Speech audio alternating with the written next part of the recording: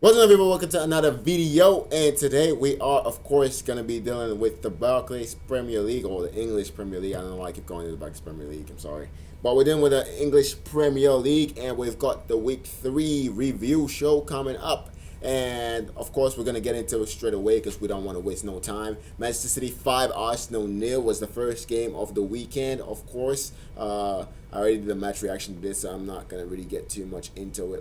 Of course, it was two goals from Ferran Torres, a goal from Rodri, a goal from Gabriel Jesus, and yeah, it is what it is.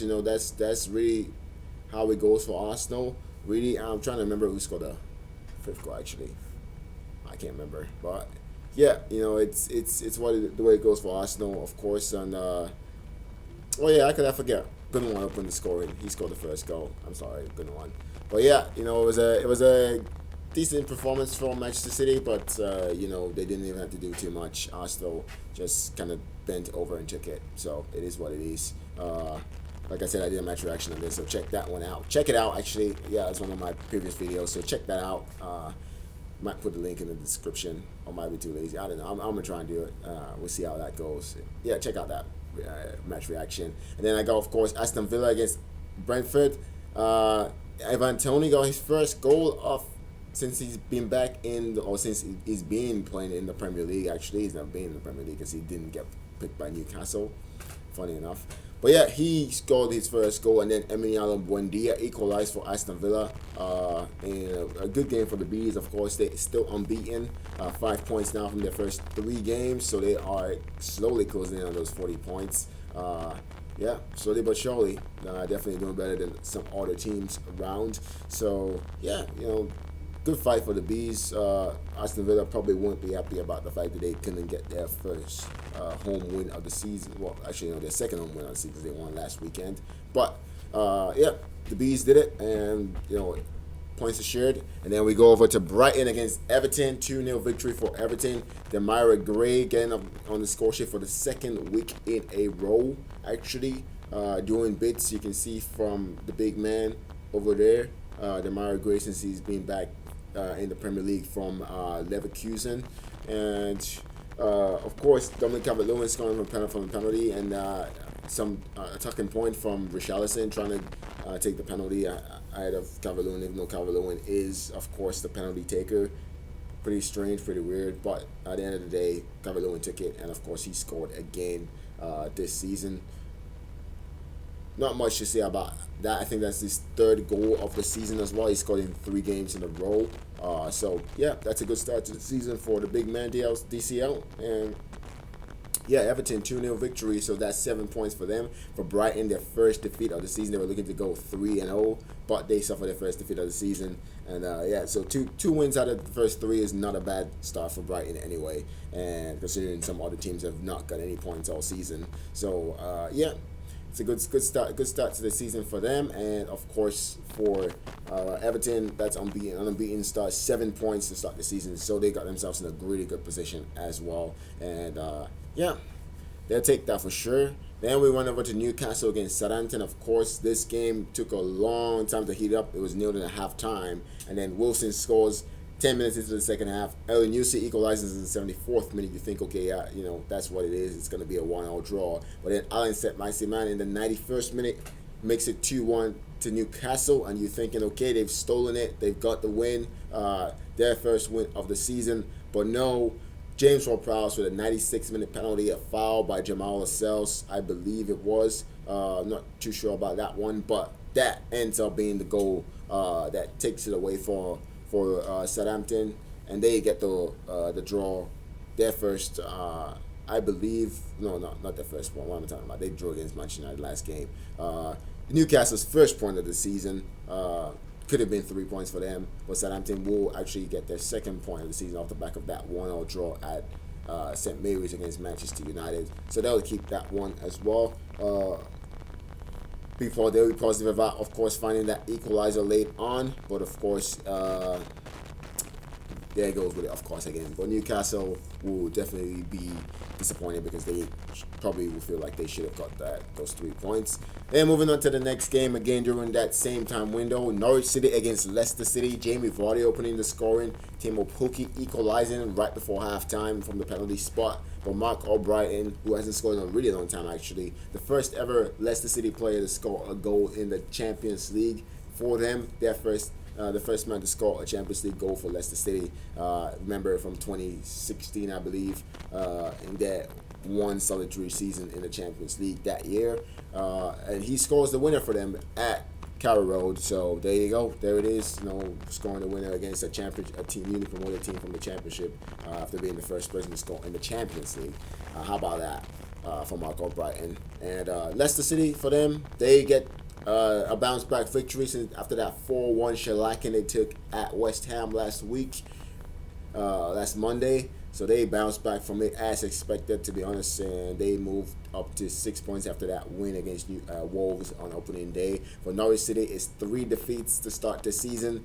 This is, of course, the best result. It was the easiest game, if you can believe it, against Leicester City because they had to start against Liverpool, finished third last season, and of course the champions Manchester City last weekend. So this was the easiest game to start the season of the 3, and it proved to be scoreline wise, but they still take the 3 defeats to start the season, and they are 19th in the table. For Leicester City, of course, like I said, 6 points to start the season after that defeat last week against West Ham.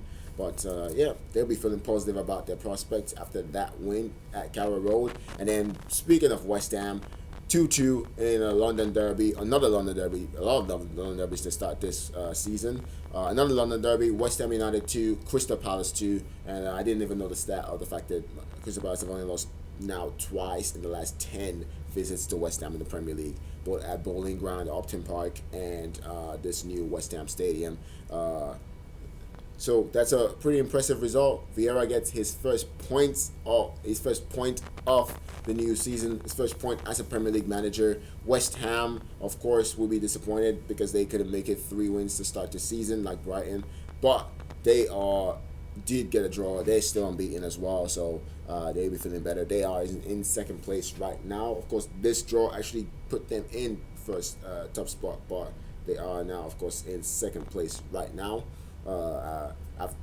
We're going to go over the why they're in second place when we get to the Sunday's actions. But yeah, moving on to another game I did a match reaction about, so I might actually try to put the match reaction link in this video as well, so check that out in the description. Check out that match reaction as well. Liverpool won, Chelsea won. Really exciting game. Of course, Kai Havertz scoring in the 22nd minute, and then Salah equalizing right before halftime after Reece James was sent off for a red card for handball on the line. And Chelsea battled through the second half, really showed their mettle, really showed why I believe that this team, the only thing that could stop them, I've watched them and thinking about it and reflecting about it, I feel like the only thing that can stop this team from winning the Premier League this season is if they can continue to play with this same intensity and this same amount of discipline that they showed at Anfield today. If they can show that for the rest of the season, I don't think anybody can stop them, to be honest. I think they're the ones who can stop themselves from winning the league this season. Looking at the other teams and looking at what they can produce and looking at what their manager has them set up to do, if they can apply, be as effective application-wise as they were today or on Saturday, I don't think anybody can stop them from winning the league. So that's just what I believe. And then also, that was the end of the Saturday fixtures, and then we moved to the 3 games on Sunday. Like I said, I want to make this video go fast, and we are on track to do so. Burnley against Leeds United was an intriguing contest. Of course, Burnley trying to make sure they didn't lose their first 3 games. Leeds United still trying to bounce back after that disappointing 5-1 loss at Old Trafford on opening day. And that 2-2 draw they had to rescue against Everton last week. Well, they got another draw. They had to rescue it again. Patrick Bamford tapped it in on the line after great work from Rafinha again, who did look as good this week as he did last week again as well. So a good move from him, and Patrick Bamford tapping it home for, I believe, his first goal of the new season. The Leeds striker, who had a really good season last And of course, Chris Wood opened the scoring with what was actually a landmark goal for the Premier League, the 30,000th goal, if you didn't know. 30,000 goal ever scored in the Premier League, scored by Chris Wood in the 61st minute of this game. And of course, Patrick Bamford equalizing in the 86th minute. So Port should barely get their first point of the season. Leeds United get their second. Both teams still yet to win, but both teams obviously lifted out of the relegation zone after three teams were still unable to get any points to start at the end of this match week. So it is what it is for them. And then also we look at Tottenham against Watford. Of course, Watford after that win against Aston Villa, coming off a 2-0 defeat against Brighton, I believe. And then Tottenham coming off two wins to start the season, two 1-0 wins against Manchester City and Wolverhampton Wanderers. Coming into this game, knowing that a win would put them top of the table. And that's exactly what they got. Heung-min Son scoring off a free kick that went all the way in after a goalkeeping error from the Watford goalkeeper, and anticipating a touch of a player that was never going to be able to come, so a mistake from him. And Watford with a 1-0 defeat here, so they start their season with three points from the first three games. Not the best, but not the worst. Definitely not the worst. There are other teams that have started way worse than them, so they will take that for sure, and they'll be looking to be improving. They did look good in this game. It looked like they put Tottenham on some pressure, so that's something for them to be positive about and to look forward with a little bit of optimism. And then of course Tottenham, for them, they're top of the league. They're the only team still left with a 100% record of all the 20 teams left, or for the 20 teams in the Premier League. They're the only team left with a 100% record, yet to concede a goal. The only team actually still, I believe, will yet to concede a goal this season as well. So that's pretty impressive for them. And yeah, that. Not much to say. And then the final game before the international break, of course, we have next week off for international fixtures, so there won't be a Premier League game until the infamous 9/11 day as well. That's 2 Saturdays from now, I believe. So yeah, looking out for that one. So the last game of August this year, the last game before the international break, Wolverhampton Wanderers against Manchester United, and of course I've done a match reaction on this one as well. Might put this in the put the link in the description as well in this. Excuse me for that one. So same thing again. Same Wolverhampton Wanderers, just like they did against Tottenham last weekend, put them Manchester United under so much pressure, dominated the game really, and United just happened to nick it at the end. Whereas Tottenham scored early and saw it out. Manchester United actually clung in the game and then scored in the last in the last 10 minutes through Mason Greenwood, who scored in his third, just like Dominic Calvert-Lewin scored in his third straight game as well. I've already said all I have to say about that game, so I'm not going to say any more. The fact that, and I just want to say the fact that my energy might seem a little bit lower than it usually does in this video is based on this game. I'm still recovering from the pain of watching my team suffer that much, and it is what it is, I guess. And yeah, I'm just happy that we got the win. And moving forward, of course, Wolverhampton Wanderers have lost their first 3 games without scoring a single goal. They're the only team not to have scored a goal. Actually, not the only team. What am I talking about? Arsenal haven't scored a goal either. But they haven't scored a goal this season. They do find themselves in the relegation zone in 18th after that defeat. Manchester United, on the other hand, find themselves in 3rd. So it became the 3rd bottom team. Just like for Manchester City, they moved top of the league for that time after winning that game. And then Arsenal moved bottom of the league after losing that game. The same thing happened in this game. Wolverhampton Wanderers moved 3rd from bottom, and Manchester United moved to the 3rd place in the table. So yeah, not much to say. Tottenham, of course, finished the week top of the league. So Manchester United finished the first week top of the league. West Ham United finished the second week top of the league. Both of those teams are right behind Tottenham Hotspur, and Tottenham are top of the league this week. Go heading into the international break, and nobody would have seen it coming. Actually, to be honest, a lot of people complain about the Nuno Espirito Santo signing, but it is proving to be an inspirational signing. So definitely happy for him in that regard, and we'll see what he can do.